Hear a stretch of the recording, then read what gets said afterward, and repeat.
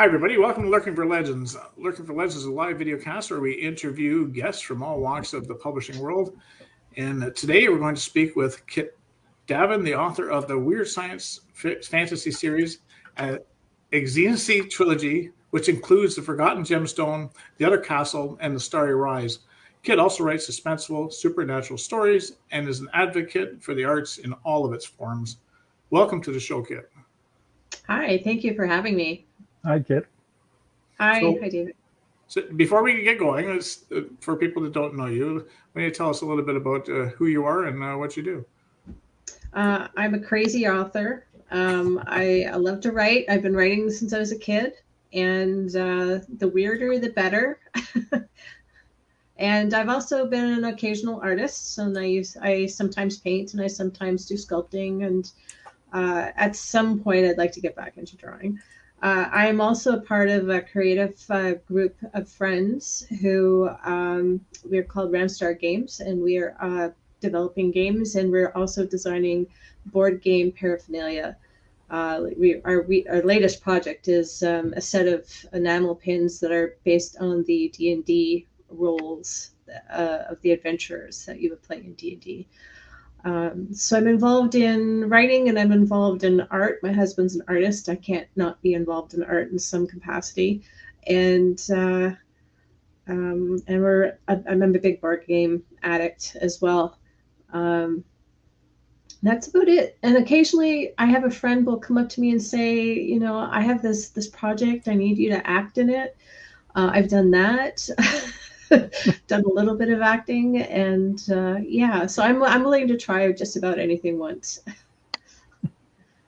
That's awesome. So, with the advent of COVID, I have played D&D quite regularly through, especially 2020 and part of 2021. I've kind of laid back a bit now because I was just getting too much time spent, as you know, when you start playing those games. So I was doing it twice a week for a while.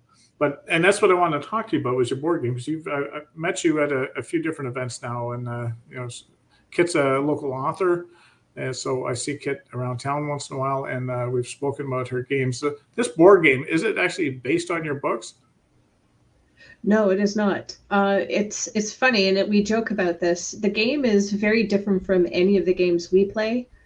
It's actually based on the ancient game of Go. So think of games like Othello and Reversi, and it has a bee theme. And it's basically the objective is to have as many of there's two types of bees, worker bees and drone bees. And the idea is that your objective is to have most of your bees in the hive by the time the game is done. And if you do, you win. It's very simple. It's a lot of strategy. We're still developing it a little bit, and we're hoping to make some decisions soon about it so that we can figure out if we're going to be doing a Kickstarter or if we're going to pitch it to someone, or maybe just throw it up there. Sorry, there's a website where you can post, kind of similar to KDP, where you can upload files and they'll publish your books. There's a place that you can upload your game and they will actually produce the game if people buy it. So it's like they produce the game on demand if somebody orders it. So then that way it's not on us to find capital to create this game and then try to sell it to people who may or may not want it. It's very different from anything we play because most of the games my husband and I play together are dark fantasy. We've actually just finished Jaws of the Lion, which is an entry gateway game into Gloomhaven. And that is a massive game. It's a massive RPG game. And it just, like you said, Richard, it's when we go to play it, we have to set a couple of hours aside to do this setup and play it. And it's just crazy. But yeah, our game is very different from what we usually play.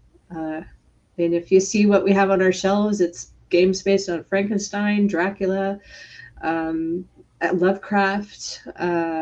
We have like all the classics like Mansions of Madness and Eldritch Horror, and we have a whole bunch of them. So you describe yourself as an author of dark fiction and fantasy. Could you maybe just talk about a little bit about that and what that encompasses? I noticed, for instance, you have a book called The Cannibal's Handbook, Yeah. and I'm not sure I'm brave enough to read that one.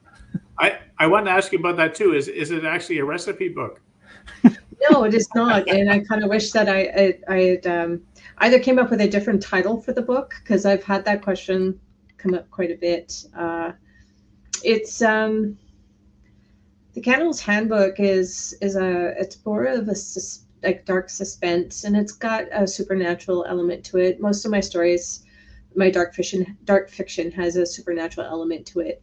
The Cannibal's Handbook is actually about an older woman, like a senior, and she's helping this young boy to survive long enough, because the world that everything, storms have destroyed it's wiped out all the vegetation, but it's like dystopic, but on the verge of not being dystopic again, because everything's coming back. Like, it was a temporary wiping of the planet. In the meantime, people have been trying to stay alive long enough, and of course have resorted to cannibalism. And it's this old woman trying very hard to keep this young person alive, this young boy, teaching him the right way and the wrong way to eat people, because if you don't eat them properly, bad things happen. And it's I call it dark fiction. It's more suspense. It's not like, when you say horror, a lot of people, their go-to is slasher films and gory stuff. I don't have an issue with that, but it's not my forte. My forte is suspense. Even in my fantasy fiction, I do suspense, and that's very different. So that's not marketed as horror per se, because a lot of people, when they think horror, they just go to that one thing, slasher, serial killers, and slasher fiction, slasher horror. Sorry. So the covers on your Xiinisi series, they're really atmospheric, and I notice, like in your bio and everything, you mentioned that you're an artist and a sculptor. And so I was just kind of curious, do you get involved in your own covers? Do you design your own covers, or do you have somebody else do that? The Xiinisi Trilogy actually has two types of covers. The original covers were done by my husband. He did, and those they're beige. They have a beige textured background, and then they have kind of like a trompe-l'oeil illustration on the front. And those were all done by my husband, and they're still available in print only on Amazon. But with the new covers that I've done, I did those, and I've been dabbling with a lot of graphic design over the years and teaching myself. And I wanted to capture something. I wanted to capture a type of style of cover that might be more appealing, because I've had a lot of people come back and say that the artwork doesn't appeal to them. It reads really young, and I'm like, okay. So, you take it in, you listen, you adjust. But I also still really love my husband's artwork, and I didn't want to just completely give it up. So I decided to keep a legacy edition, because I know some people have bought the books and they want all their, like, if they go to come back and buy the others, they want their trilogy to look the same, right? They don't like all the different color covers.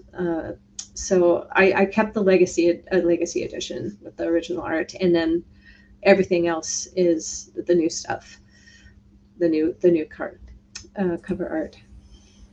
That's interesting. I actually make my own covers as well, and it's very, very challenging, I find, coming up with the ideas. And I'm kind of self-taught. It's not something I have a background in. It's just something that I decided I was going to try, and so far it's worked out. I'm not sure if it will work out forever, but I'm getting away with it. It's such a learning experience. I'm the same way. I've been teaching myself over the years, of course, getting feedback from my husband. I have books on design, and then just studying cover art and trying my best to do something that fits in with the genre, but also sticks out a little bit, you know. Yeah, that's one of the things I like as well with mine. Is like I like to try and make them a little bit different to what you would perhaps normally see for like the genre that I write in. Make them a little bit more individualistic. Yes, yeah. So you were saying, is it the Xiinisi Trilogy that Yes. the artwork people say is more YA? The Sean's covers, like my husband's covers, his artwork, read a Oh, little his artwork young. they think is more YA. Yeah, yeah. Oh, okay. I'm just looking at your Not website now. mine, not my covers. No. With the Forgotten Gemstone, you got the bird with the gemstone, and then the upside inverse castle and the Starry Rise. Those are my. Those are Okay, my yeah, I was going to say they definitely do not Yeah. look YA to me. No. Okay, yeah, all right. So. So between the two of you, you know, you probably know that I put interior pictures of mine. Is that something you've ever done, or is that something that you consider doing? Because the both of you have an artistic background. I'm sorry. Could you repeat that? That first Interior part of the pictures. question? Have you ever considered putting interior pictures in your books? If nothing else, even to format, you know how sometimes they format the chapter pages. Yeah.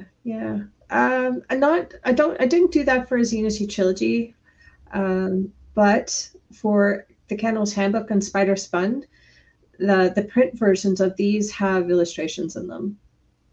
The one has illustrations by Sean, and the other one has illustrations that I did.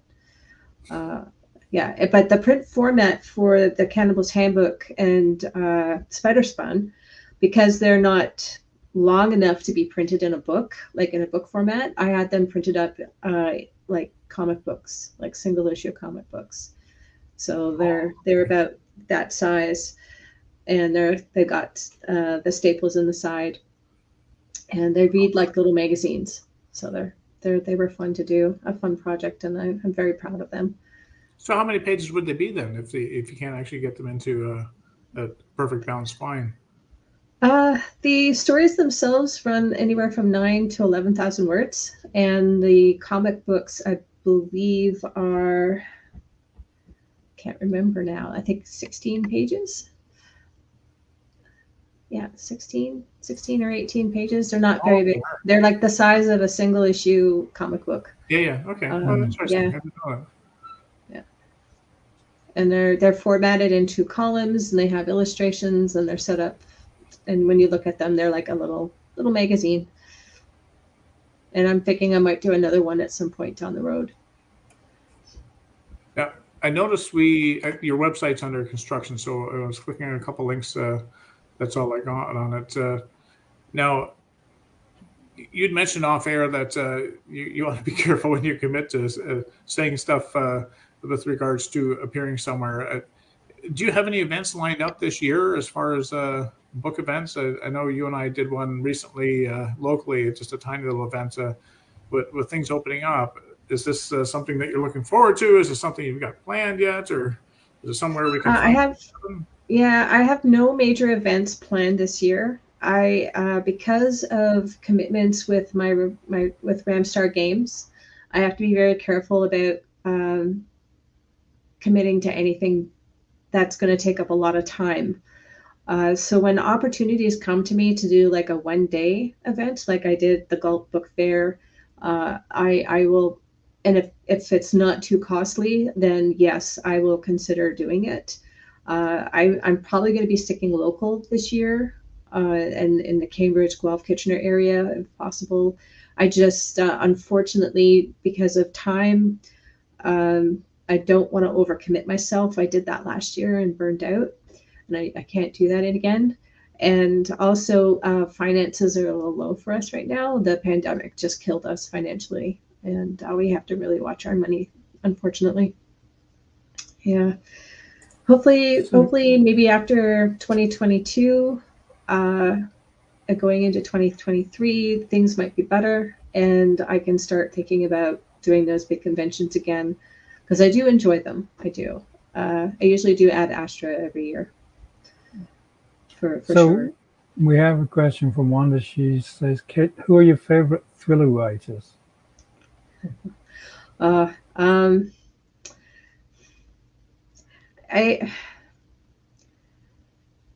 oh, geez. I don't have a favorite thriller writer. I, how do I put this? I have my favorite novels, like Silence of the Lambs for sure. So I definitely would probably read anything by Thomas Harris at that, because of the Silence of the Lambs. And I don't know if Stephen King would fall into that, because to me, he's a thriller writer. He's not necessarily a horror writer all the time. I do like his work, and I like his work by his son, Joe Hill. Big fan of Joe Hill's work. Love his stories. What else? Oh, Lincoln and Child. Yeah, Lincoln and Child. So I think, am I saying that right? I always get their names wrong. I can't remember if it's Preston and Child or Lincoln and Child. Okay. So yeah, those are some of my favorites. It's interesting you mentioned Silence of the Lambs, because that's not my genre that I choose to read, but I did read Silence of the Lambs, and I must say I really enjoyed that book. And then I watched the movie, and that's right out of my character. I do not watch movies like that. I would hide under a blanket. But I watched it, and I could not believe, of all the movies, they say the movie never lives up to the book. They cast the main character perfectly. And yeah, for sure. But it was almost like every line was line for line verbatim of the book. They did such a wonderful job with that movie. I was very impressed. Yeah, they did. I have to tell you a story about my grandmother. Okay, so bless her soul. She years and years ago, when the movie just came out, I was telling her about this movie. I'd seen it. I was like just raving about it, and she's like, like this. And I said, and it's based on a book. I'm gonna have to get that book and read it, right? Because I had no idea that it had been based on a book. And she got up from her chair and she went over to the bookshelf, and she kind of pulled some books off and reached behind the books and pulled out another book, handed it to me, and it was a hardcover edition of The Silence of the Lambs. And she said to me, I read this book a while ago, and she said, I thought there was something wrong with me because I loved it so much. So she hid it away. And so I got to read it. I got to read the book because my Nana had it. It was very well written. And do you have that book now? Did you manage to hang on? I do not have it anymore. I'm actually on the hunt for a nice collector's edition of it. I lived alone for a while in Toronto. I was on my own, and I had like boxes and boxes of books. And in an attempt to purge and downsize, I got rid of about 50 boxes of books. I gave them to a friend of mine, and he took them up to his cottage, and I bet you any money it's sitting there in those books. But, sometimes you have to let things go. Mm-hmm. I just think it would be neat if you could get a hold of that edition that your grandmother said. Be kind of sentimental. Yeah. It's kind of interesting. I'm originally from Great Britain, and when I came over, and emigrated to Canada, the only things that I brought with me were my clothes and a whole bunch of books. Everything else I just left behind.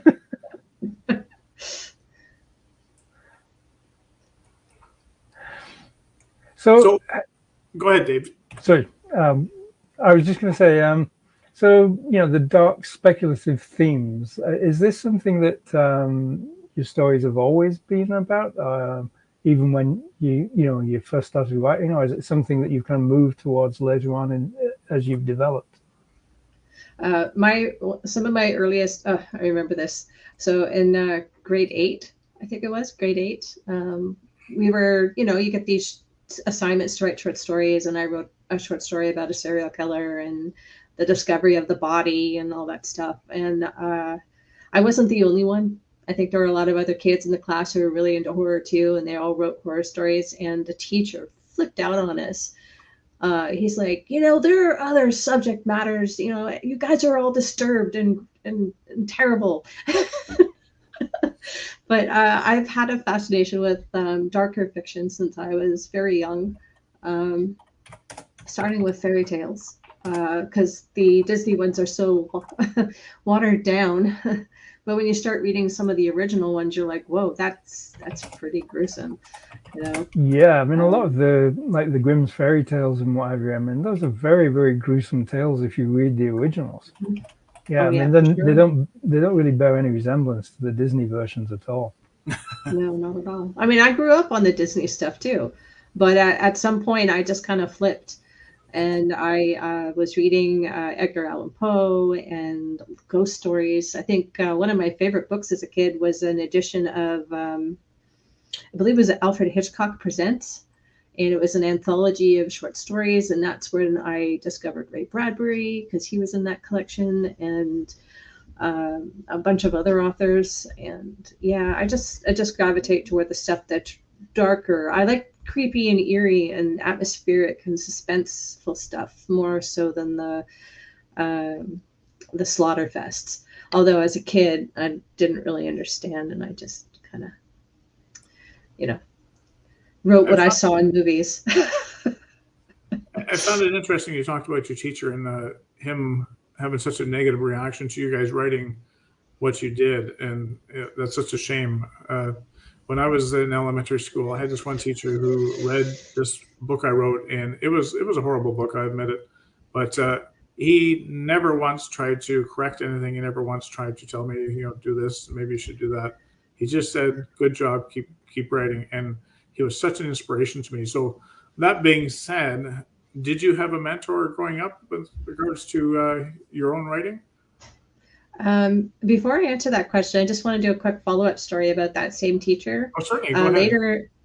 Later in that year, I went back to him. We had to do some sort of special project assignment, and I went to him and I said, "I'd like to write a mystery. I like to write a mystery story." And he said, "Yeah." And I got a very good grade on it. And I asked him, I said, "Am I going to get it back?" And he goes, No, we have to hold on to that I need to hold on to it," he said. And I never got it back. So I think he secretly liked it and just didn't give it back to me. So I'm like, okay. You didn't make a copy? No, back then, this is way before Oh, computers. We had a typewriter, geez. and hell no, I was not going to sit at a typewriter and type that out. Oh, Wanda. Yeah, so Wanda says maybe your teacher was a closet serial killer and the story was too close to home. Close to home. I love that. So when it comes to mentors, I've had very encouraging. Nobody's actually been hands-on with me. I've been mostly self-taught. I have had English teachers who are very encouraging. Two English teachers, Miss Wilson and Miss Hawkian, two different high schools. I went to two different high schools, but they were both very encouraging. And I'm one of those people that I will go to a workshop and someone will give me advice and I'll take it and run with it. And I've been learning a lot from a lot of different writers over the years. And do you write full time?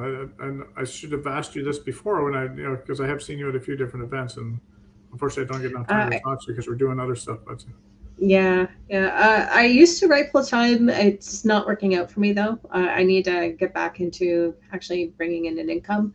I don't bring in enough with my books, and I am doing freelance right now until I can find something. But even the freelance isn't really bringing in a lot either. So I write part time. And it's excruciating because I would love to be a full-time writer. Again, however, it's just not plausible right now. So I see that you've got a fancy anthology coming out that you're co-editing. Is that right? That's correct. Could you tell us a little bit about that? Well, the project started, we started discussing it last year. I am working with, it's not even actually my idea. It's my writer friend, Sarah Waterraven. She is she lives in Guelph, I believe. Yeah, so she's from the area. And we met years ago at Ad Astra. And just at the beginning of the pandemic, I joined her writing group. and it's a great writing group. And she's always wanted to do this anthology and try to kind of get the people in our writing group the first chance and opportunity to be a part of the anthology. And I said, I'd love to help you out with that. And what started off as possibly just helping with formatting the ebooks and the print books actually became a co-editing partnership. And we've both had our hands in. I mean, I'm helping out. I'm still kind of like she's senior editor and I'm like a junior editor. But it just kind of seeing this project work, like seeing the project evolve from the beginning, because we just put out our contracts. We have all our submissions and we put out contracts to the authors, and now we're getting ready to actually dive into developmental editing and the works. And it's been an interesting process. And it's called Raven's Hollow Presents Happily Ever After. We thought it would be nice to do like high fantasy with happy endings as a to help people who are stressed out and anxious about the pandemic. We figured we'd start off with something that's upbeat as an anthology. This is the one that you approached me about late last year, is it not? Yes, it is. And I apologize I did not get back to you with techniques for writing short stories because oh no, that's okay. Over scheduled. I have a hard time saying hi under 5,000 words, so I would have difficulty writing a short story. So when you mentioned it to me, I go, oh, I don't think I can do that. But as you're sitting here talking and you mentioned the word raven, all of a sudden I had this little short story come into my head, and I'm thinking, oh, I could have wrote that for that anthology.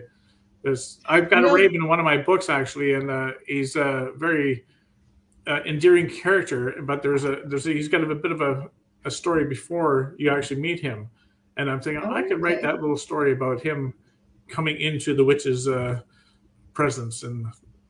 But yeah, so maybe next time you do one, let me know. Yeah, next time definitely. I also have trouble with writing short fiction and keeping it short. We do have for the anthology, it was an 8,000 word maximum. So that's why there's going to be fewer stories in it. But yeah, I hope there'll be more. Again, we have to see it through the end and see where it takes us, and see how we feel after working with each other. I do hope that it's something that we can continue to do. Yeah. When I was first starting writing, I actually wrote quite a few short stories, effectively as a way of kind of practicing and getting quicker results. So I actually find that sort of like, reasonably easy. Although now I don't write them because I haven't got time. It's a challenge for me too.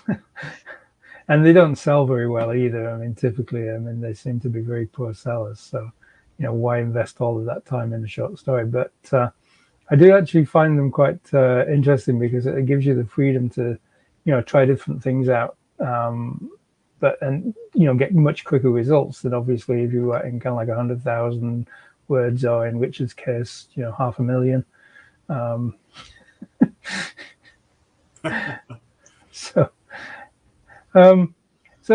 for sure. Yeah. So one of the things that I noticed in your last newsletter, you mentioned that you're using Amazon ads to test out these alternate cover designs. Yes. So how does that work, and is it something that you'd recommend, for other people? I don't know if I would recommend it. You have to be really careful with Amazon ads because the keywords are very important. That your choice in keywords. If you're trying to, just to give you an example, someone had mentioned that my original covers reminded them of manga in anime, and she said you should. And I thought maybe I should try that. But then I realized, with the way AMS ads are set up, if I were to put in that as a keyword, and people search using that keyword and they find my book, yes, they'll click on the ad, which I'm going to end up paying for. But then they're going to see that it's not an illustrated story. It's not a graphic story. You know what I mean? And they're going to be like, no, I'm not going to buy this because it's not Right. anime, it's not manga. And so you have to be really careful with your keyword choices. And the beauty, though, with AMS ads, because I've been trying to rack my brain about how I could promote my books full retail price without constantly having to drop the prices on them all the time. And I thought, well, I'll give AMS ads a try. And sure enough, you can have keywords set up to target people looking for those genres. And then they have what are called negative keywords, which you can put in, which they will not show impressions to people who are, let's say, looking for free books. So if you can find every version keyword expression that like free Kindle books or free science fiction, free fantasy, and you list them, they will actually suppress the ad so that people who are using those search terms won't see it. And they won't click through because you'll just end up spending money and not getting any buys. So that's interesting. I use Kindle ads myself, and I've never realized that you could do the negative keywords. I'll have to look into that. Yeah. So the beauty is with the campaign that I'm running right now, it's getting a lot of impressions, a few clicks though. And it may be because it's new. People have not seen these covers before.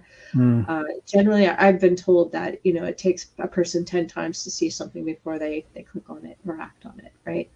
And so this is giving me an opportunity to get the book seen without spending a lot of money. I gave myself a budget of $50. I've made a few sales. I think I've probably got another week left and then I'm going to have to shut them down. But it was good. There wasn't the click through wasn't great, but there was something, which means people are responding to the covers, and that's good. I don't know if it's probably the best way to test a cover, but it was about all I had in me to do. I'm still recovering from last year, and I really stripped back my marketing. And now whenever I go into something, I'm like, what's the least amount of effort and energy that I can do to promote my books now? It's very easy to get sucked into kind of like doing all of these things, and it just literally just burns up all your time, doesn't it? Yeah, it does. It does. But I think for most effective marketing and the ads have been good. I've done paid promos in the past as well that have been good. Again, though, I had to make my book free, and I may have gotten about 3,000 downloads for that, but I saw very few sales. And I think I make the majority of my sales on Facebook and through my newsletter because people know me on Facebook. Yeah, no, it's a tough slog trying to figure out those Amazon ads. I spent a lot of money on Facebook ads last year, and I didn't get one sale out of it. So, no, I won't do Facebook ads anymore. Yeah. The reach on Facebook ads is it's not good anymore. People are suppressing ads. I'm one of them. I see ads popping up on my feed, and I'll just turn them off. And my friend does the same thing. There's just a point where it's just too much, and their organic reach isn't there anymore. So it's a waste of money as far as I'm concerned. We spent a lot of ads trying to promote Ramstar Games last year for our Kickstarter and for other various projects, and very little came from it. And like you said, Richard, it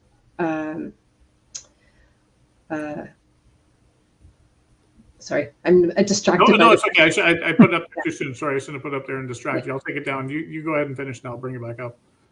Oh no, I think I'm done. I lost my train of thought. It's about the Facebook ads, yeah. Yeah, so I've never been able to get those to work. But I've not found Facebook a good platform for anything, quite frankly. No, but I mean, for general kind of like connecting with people, sure, but I mean, in terms of marketing and what have you, especially the way they've throttled back the reach that you have, it's just there's nothing there. Yeah, they're cutting their own throat, I think, in the long run. But anyway, so Wanda's got another question for you here. Yeah. So what kind of freelance writing do you do, and how do you market it? Oh, okay. I don't do freelance writing because if I do freelance writing, I won't write my own stuff. The freelance that I do is what I call writing adjacent. So I do transcription, I do book formatting, and eventually I'd like to get into proofreading as well. I have not had a chance to officially market it because I have my first transcription repeat client, and they've been keeping me busy, and I've been doing work through transcription service companies, and I'm waiting to, like, with my first client, he's having interviews published in Cemetery Dance magazine, and I'm waiting for him to say, yeah, it's published, and then I'm going to start building my portfolio for these um, uh, services that I'm going to offer, because I'd love to get more work from let's say authors and podcasters who want to convert their episodes, their interviews into transcripts, because that's the only way the SEO will ever pick up what they're doing, because SEO can't crawl video. It can't read the content of a video. So it needs something to be a companion to it that it can crawl and then get seen and picked up. Thanks, Wanda.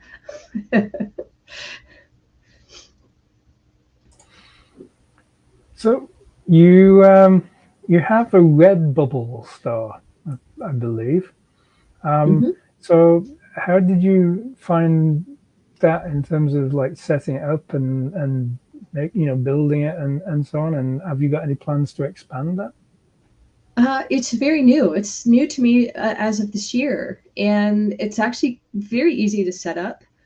And I haven't even really fully completed all the steps yet. I just it's something I'm doing for fun, and I have like 3 products up right now, and I think you need 5, I think, before they consider you official.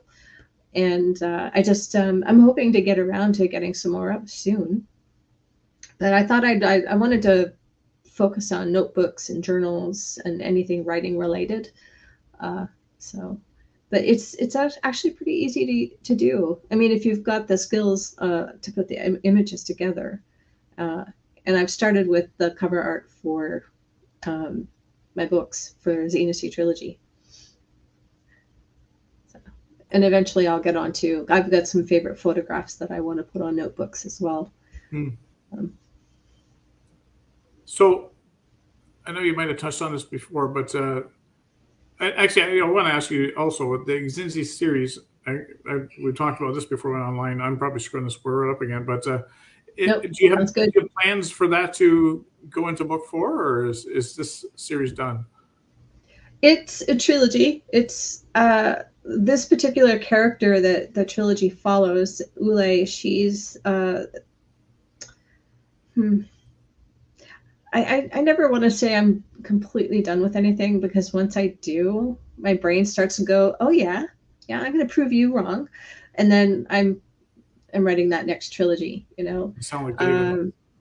Yeah, and I do have a couple side projects that are spin-offs from the trilogy, but they're not continuations of Wily's character arc. They're continuations of other minor characters in the stories. And but I've decided to put the fantasy aside for a little while, because I have ideas for dark fiction starting to pile up, and I need to get them out of me, and then I'll probably go back to the fantasy. And I knew that going into this, that I needed to have 2 genres that I could go back and forth between, because I have this tendency to get a little fatigued, and when I do, I switch to another genre, and then until I get fatigued with that one, and then I switch back. And that way I don't get unappreciative of what the writers are, the stories writers are telling. Mm-hmm. Yeah, that's very true. My first series, there's 4 books in that, and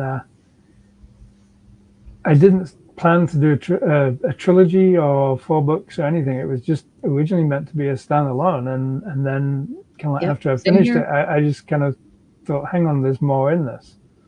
Yeah. And so I wrote the second, and then while I was writing that, I thought, no, there's still more. So I wrote the third, and then my wife basically complained about the third one, and I scrapped 75,000 words of it, and wrote another third one, but then I still had more to write, so I wrote the fourth. But it's like every time it's been kind of like, I'm kind of getting done here, you know. And now I'm kind of like, I've finished the quadrilogy, I guess. And Tetralogy, yeah. Yeah, that sounds about right. Yep. And I'm sort of, yeah, I'm done. I can't do any more Joe Ballon. It's kind of like I've kind of like done him to death, but it's like I don't want to say I'm never going to do any more of Joe Ballon, because, like you said, you know, you don't know how your brain's going to turn out. You know, it's like, I mean, there's a lot of authors kind of like historically where they've done kind of like a load of books and then, you know, they've stopped and then later they've gone back to them. Or you've had other authors, I mean, like, for instance, Conan Doyle, who historically absolutely hated Sherlock Holmes, like, after he'd done so many, he didn't want to touch the damn thing, you know. Yeah. And it's like, you know, so what do? You have to go with what you feel is right for you, don't you, you know? You do. Yeah. Let me put this in your head, Dave. You'll start writing like me. So when we meet Joe Ballon in Mathematics of Eternity, he's had quite a life already. And I think your readers need to actually read the story that leads into Mathematics of Eternity. So I hope you don't get too much sleep tonight as your mind just mulls out over it. Funny you should mention that, Richard. I actually have started writing a short story, which is the story of how Joe and Dolly first meet. That's awesome. And I know an anthology that Kit might be able to get you into.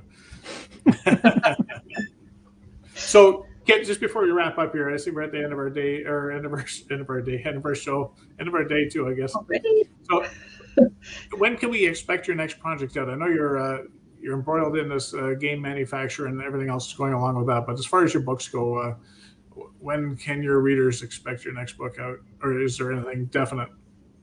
Oh yeah, I'm actually currently working on a novel.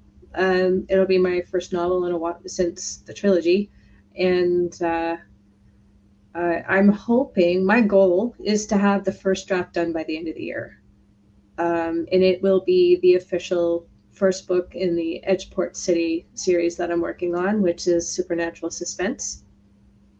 And Edgeport City is a fictional city based on Toronto here in Canada. And I don't really want to say too much more because it's still in the early stages. Will it have a big tower? Possibly. Yeah, I got to think about that. Yeah, because it's, again, it's supernatural suspense, and Edgeport City is this place where I'm kind of doing this homage to all the dark fiction, all the horrors, mystery thrillers that I've read. Just to give you an example, one of my favorite authors is Clive Barker. I think he does lovely fantasy horror, and I have a street called Barker Boulevard. So there's going to be places named after authors, you know, like the hotel chain is called the Howard Phillips, you know, and David Drive. Yeah. Grant University is my favorite because growing up I used to read a lot of Charles L. Grant, and nice. So that's in honor of him, and I'm having a lot of fun with the world building, and it's a little bit of it's very creative world building, but at the same time I don't have to invent everything from scratch because it's set in the real world, so I don't have to worry about inventing a money system or a language system, or it's just the city that I'm having fun with, right? For sure. I look forward to reading about Stephen Street as well. So, so where can people find your books if they're looking for them?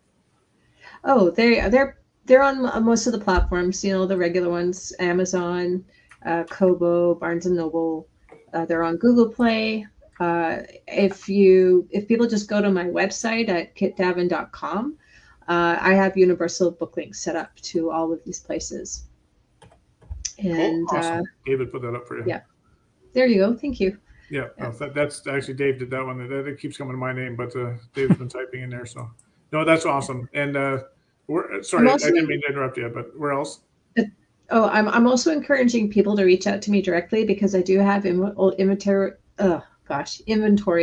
of the legacy covers editions, and I'd be happy to sign them and send them out for And anybody they will who's become interested. collector items if they're going to be the discontinued covers. Yeah, So, yeah, eventually at some point. yeah, no, that's right. Those are the covers to get your hands on for sure. So, for David and myself, we both thank you for being here tonight. We appreciate Thank you, you Kat. spending time with us and Well, telling us thank you about so your much books, for your board having me. games, and everything else. So, if you Yeah, yeah. ever want to come back on, and if you like when you get your game going or you get your book published next year, and you want to come in and talk about it, then by all means hit me up and we'll get you back on. Okay, awesome. That's great. This was fun. Thanks, guys. Oh, you're most welcome. We're most delighted Thank to you. have you here today, especially being a local Okay. author. It's always fun to have the local authors in here with us. So, Yeah, absolutely. Dave, what's new in the David Kelly universe? I've been busy editing the second of my Logan Two Feathers books. That's been somewhat interrupted over the last couple of days due to some very crazy server problems and internet hosting problems, but the work goes on, and the release date is now set. So it will be out on July the 6th. Nice. So It's if not far everything away. goes well, not too far away. No. Yeah, not too far away. So, with regards to my own stuff, I'm still working on Windwalker, Book 3 in the High Cliff Guardian series, and I've been very busy the last few weeks trying to set up different places to go sell my books. With the restrictions starting to ease in Ontario, hopefully they'll last.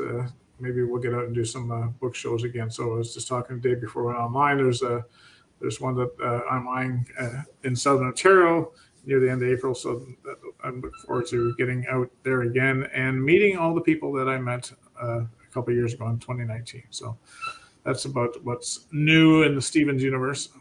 So next week, Lurking for Legends, we welcome literary fiction author Ariane Torres. Ariane attended Mount. I'm going to Holyoke. There has to be a pronunciation guide with a lot of these words, and this isn't even fantasy. Ariane attended Mount Holyoke College. Maybe if I could speak properly. Majoring in Russian Studies and English Literature. Her graduate work at the Corcoran College of Art and Design and Columbia University focused on prison architecture and aging in prison, respectively. She has also worked in interior design and prison advocacy. So myself personally, I'm going to enjoy speaking to her about my time in prison. But you know what I mean when I say my time in prison. When I used to work for the, yeah. Anyway, for Christy Strounders, who couldn't be here tonight, David and Kelly and myself, we hope everyone has a safe and happy week ahead. Until we meet again, take care. Thanks, everyone. Good night. Bye.